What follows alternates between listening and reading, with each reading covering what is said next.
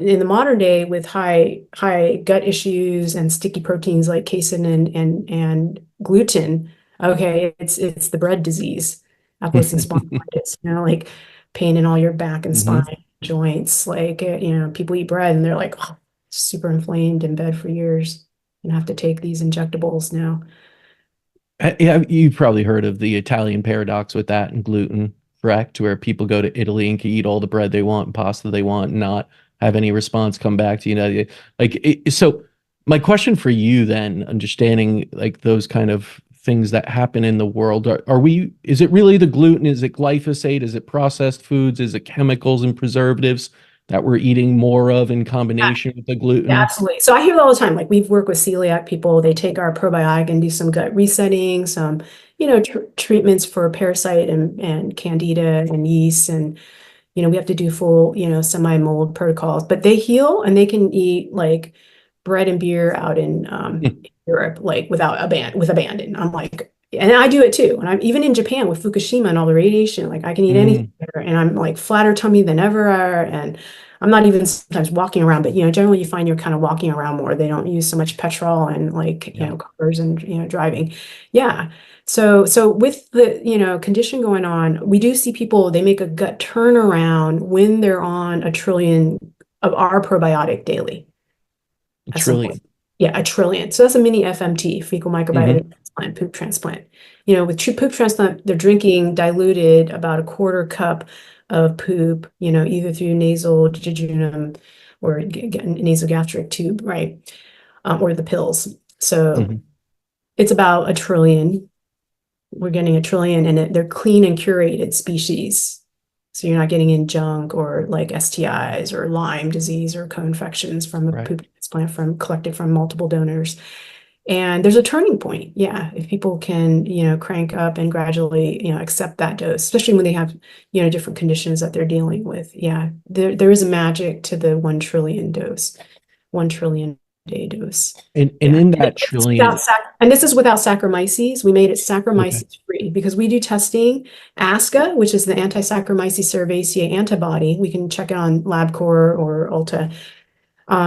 It's a marker for our worst, gut disease, which is Crohn's, where there's autoimmune attack in the small Hmm. intestine. It's kind of like celiac as well. ASCA will pretty much have huge prognostic value. These are the worst of the worst, and they're going to take forever to heal, because they're allergic to their own yeast. Saccharomyces is the number one or two fungal element in a healthy gut.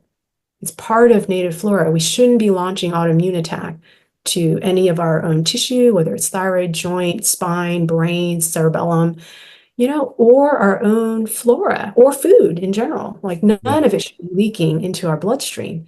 So we live in a world where there are multiple assaults to our thin layer. It's literally one bloodstream, one cell layer between the bloodstream and our small intestines. And it's a huge Hmm. surface area, the tennis court area. That's how we absorb all the molecules of food that fuel our brain and body.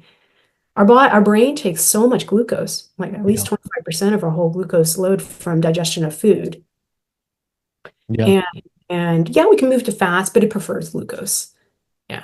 I was gonna say, out of you're doing that trillion, let's say, on a daily basis. What is the best food for that specific, bacteria? Is that the Bifidobacillus or? Oh yeah, yeah. Our the best prebiotic are resistant starch type 2 cooked beans and rice. Mm, Yeah. Or also they like sweet, gooey prebiotics like inulin. If you taste it, there's no carbs in it, but it's slightly mildly sweet. And it's in hmm. 30,000 plants on Earth. Inulin Yeah. is an FOS. And what beans have, I studied actually this in my last year at nutrition science at Berkeley, but it has something called raffinose oligosaccharide, ROS. It makes us fart, if we don't have good lactobacilli to break them down. So soaking overnight or putting a pinch of this into beans, if you're soaking them overnight for a day or two, it helps set up the prebiotic to be more bioavailable. It even makes the protein more bioavailable for digestion. But the raffinose oligosaccharide is a powerful prebiotic that feeds like the flora that belong at our mucosal level. Yeah, so we can't sample the mucosa, sadly. And then Hmm. once we go in and biopsy, so we don't have any gold standard. I only can go through proxy, looking at a Hmm. stool kit. There's so many stool kits out there. They're all great. GI map is one we use a lot of. Hmm. You can kind of do a proxy, but it's only telling you what's in the stool, not the mucosa, which Right. we really want because that's the flora that is protecting that one cell layer of the microvilli before the bloodstream. Yeah. Yeah. And it's the interface because that's how we absorb nutrition so quick because it's going immediately into our bloodstream. It's literally an interface, like immediate interface. And Of, I've heard so much from different practitioners and people out there that that is such an overlooked part of the equation.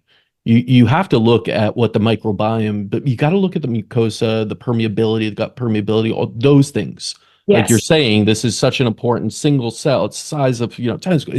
It's where everything happens, the absorption, all these things that's really important too, right?